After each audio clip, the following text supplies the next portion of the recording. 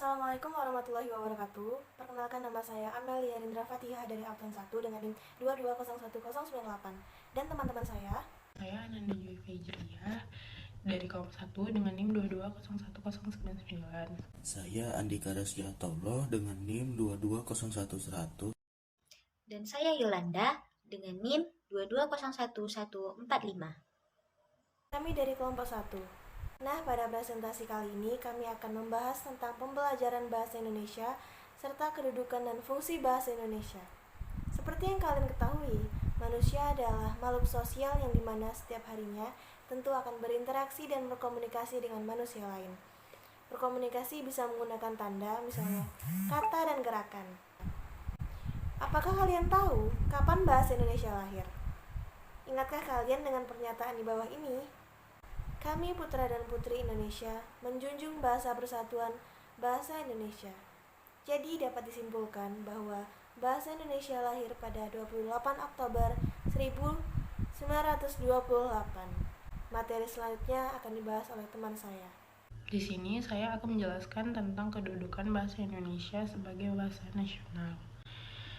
Bahasa Indonesia diantaranya berfungsi mempererat hubungan antar suku di Indonesia. Fungsi ini sebelumnya sudah ditegaskan dalam Butir Ikrar Sumpah Pemuda tanggal 28 Oktober 1928. Kedudukan bahasa Indonesia sebagai bahasa nasional memiliki fungsi-fungsi sebagai berikut. Yang pertama yaitu bahasa Indonesia sebagai identitas nasional. Kedudukan bahasa Indonesia sebagai bahasa nasional dibuktikan dengan digunakannya bahasa Indonesia dalam bulir-bulir Sumpah Pemuda. Yang kedua, kedudukan kedua yaitu bahasa Indonesia sebagai kebanggaan bangsa. Kedudukan bahasa Indonesia ini dibuktikan dengan masih digunakannya bahasa Indonesia sampai sekarang ini. Berbeda dengan negara-negara lain yang terjajah, mereka harus belajar dan menggunakan bahasa negara persemakmurannya. Contohnya India, Malaysia, dan lain-lain yang harus bisa menggunakan bahasa Inggris. Kedudukan ketiga yaitu bahasa Indonesia sebagai alat komunikasi. Dari kedudukan ini dibuktikannya dengan digunakannya bahasa Indonesia dalam berbagai macam media komunikasi, misalnya buku, koran, acara pertelevisian, siaran radio, website, dan lain-lain. Yang terakhir yaitu kedudukan keempat, yaitu bahasa Indonesia sebagai alat pemersatu bangsa yang berbeda suku, agama, ras, adat, dan budaya. Karena Indonesia adalah negara yang memiliki beragam bahasa dan budaya, maka harus ada bahasa pemersatu di antara semuanya itu. Akan membacakan tentang kedudukan bahasa Indonesia sebagai bahasa negara. Kedudukan bahasa Indonesia sebagai bahasa negara dilakukan sehari setelah kemerdekaan RI dikumandangkan atau seiring dengan diberlakukannya Undang-Undang Dasar 1945. Bab 15 pasal 36 dalam UUD 1945 menegaskan bahwa bahasa negara adalah bahasa Indonesia. Berikut merupakan kedudukan bahasa Indonesia sebagai bahasa negara hasil perumusan seminar politik bahasa nasional yang diselenggarakan di Jakarta pada tanggal 25 sampai 28 Februari 1975, yaitu yang pertama, bahasa Indonesia sebagai bahasa resmi kenegaraan. Bahasa Indonesia dipergunakan dalam administrasi kenegaraan, upacara, atau peristiwa kenegaraan baik secara lisan maupun dalam bentuk tulisan, komunikasi timbal balik antar pemerintah dengan masyarakat, dokumen-dokumen dan keputusan-keputusan serta syarat menyurat yang dikeluarkan oleh pemerintah dan badan-badan kenegaraan lain seperti DPR dan MPR ditulis di dalam bahasa Indonesia. Pidato-pidato, terutama pidato kenegaraan, ditulis dan diucapkan di dalam bahasa Indonesia. Yang kedua, bahasa Indonesia sebagai alat pengantar dalam dunia pendidikan.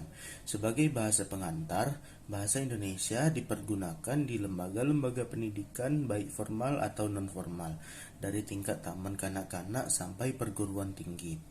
Yang ketiga, Bahasa Indonesia sebagai penghubung pada tingkat nasional untuk kepentingan perencanaan dan pelaksanaan pembangunan serta pemerintah.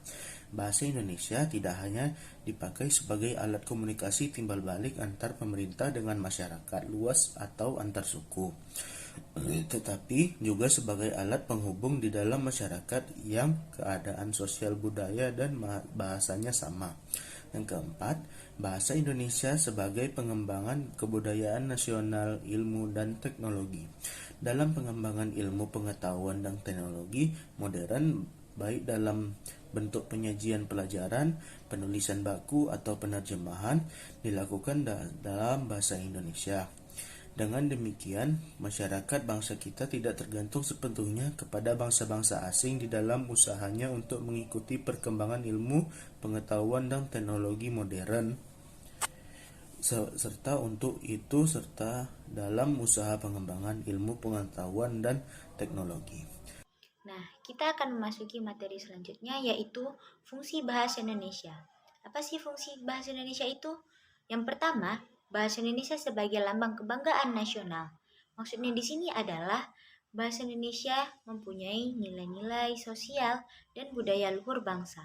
Dengan nilai yang dimiliki merupakan cerminan bangsa Indonesia.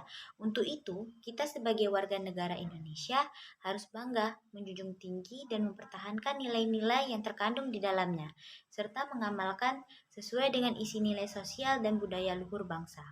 Yang kedua, ada bahasa Indonesia sebagai lambang identitas nasional.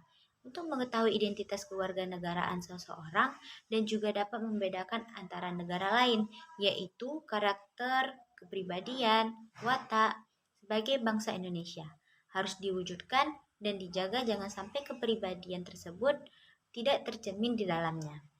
Yang ketiga, ada bahasa Indonesia sebagai alat pemersatu seluruh bangsa Indonesia. Kenapa dikatakan sebagai alat pemersatu seluruh bangsa Indonesia? Karena dengan bahasa Indonesia, bangsa Indonesia ini dapat merasa harmonis dan serasi.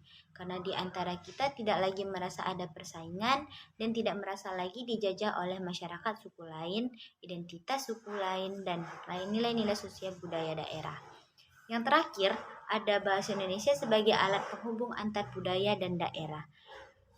Indonesia mempunyai suku budaya antar daerah yang sangat banyak.